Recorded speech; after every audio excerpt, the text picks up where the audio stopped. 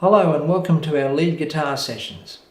Generally speaking, when we start thinking about lead guitar, things like scales, arpeggios, key centers, and all those types of things come to mind. And they definitely all do play a part in lead guitar work.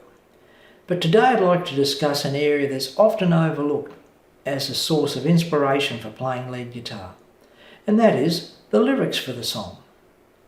In the track that I'm going to play for you today, an instrumental version of Sting's Fields of Gold, featuring Brian Hayes on dobro and Andrew O on flute.